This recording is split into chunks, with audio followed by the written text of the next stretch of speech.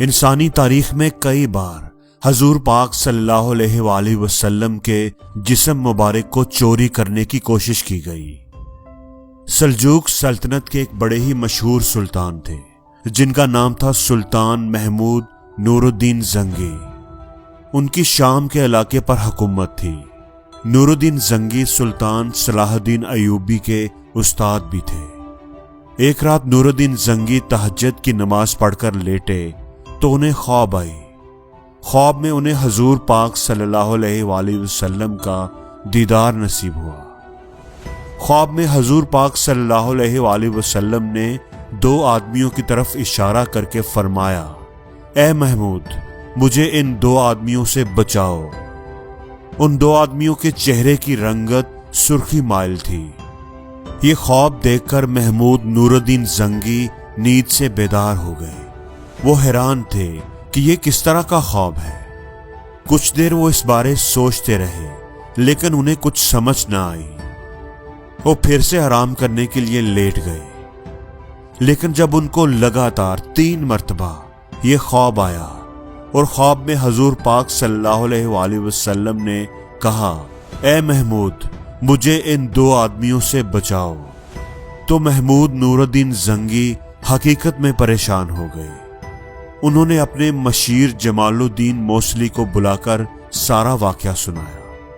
جمال الدین موصلی نے کہا، حضور، آپ 3 مرتبہ یہ خواب دیکھنے کے بعد یہاں کیوں بیٹھے ہیں؟ اس کا آپ کسی سے ذکر نہ کریں اور فوراً مدینہ روانہ ہو جائیں۔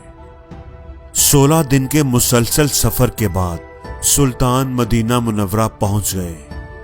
جب محمود نور الدین زنگی مدینہ منورہ پہنچے تو مدینہ کے گورنر انہیں دیکھ کر حیران رہ گئے، کیونکہ پہلے وہ کبھی بھی اس طرح بتائے بغیر نہیں آئے تھے۔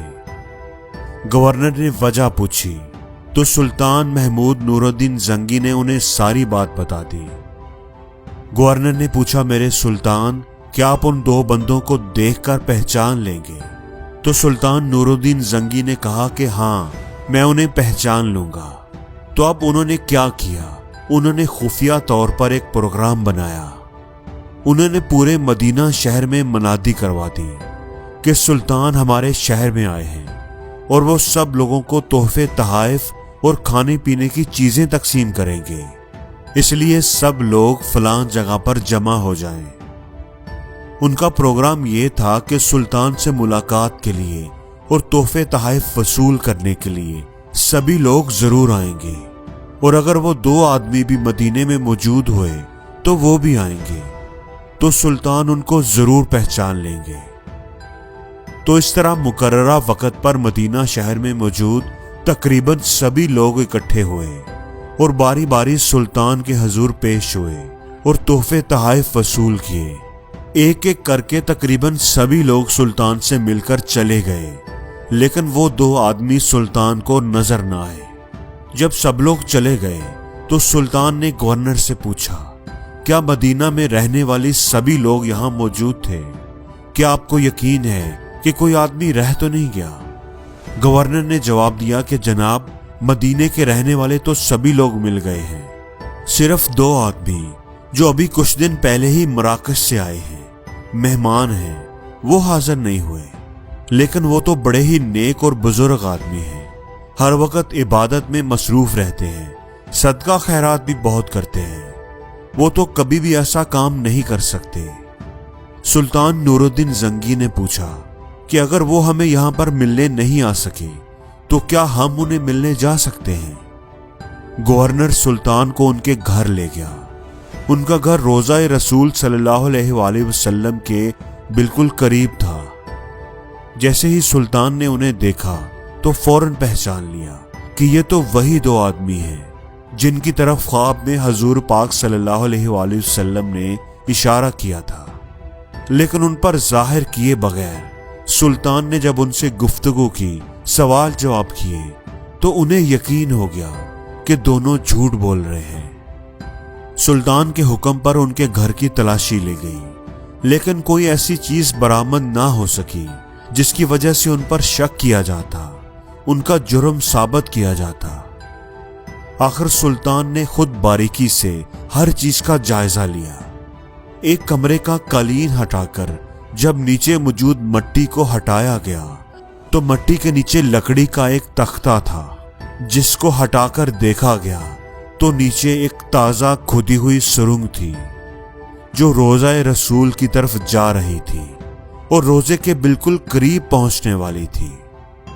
جب سارا کچھ سامنے آ گیا تو ان دونوں آدمیوں نے بھی اقرار کر لیا کہ وہ یہاں پر حضور پاک صلی اللہ علیہ وآلہ وسلم کا جسم مبارک چرانے کے مشن پر آئے تھے۔ وہ عیسائی ہیں اور حضور پاک صلی اللہ علیہ وآلہ وسلم کے جسم مبارک کو روم لے کر جانا چاہتے تھے۔ سلطان نور الدین زنگی کے حکم پر ان دونوں کو موت کی سزا دی گئی۔ پھر سلطان نے سوچا کہ ابھی یہ کام ہوا ہے تو دوبارہ بھی ہو سکتا ہے، اس لیے انہوں نے حکم دیا کہ روضہ رسول کے چاروں طرف ایک گہری خندق کھودی جائے اور پھر اس خندق کو پگھلے ہوئے سیسے سے بھر دیا گیا تاکہ کل کو کوئی بھی زمین کے اندر سرنگ بنا کر آپ کے روضے تک نہ پہنچ سکے۔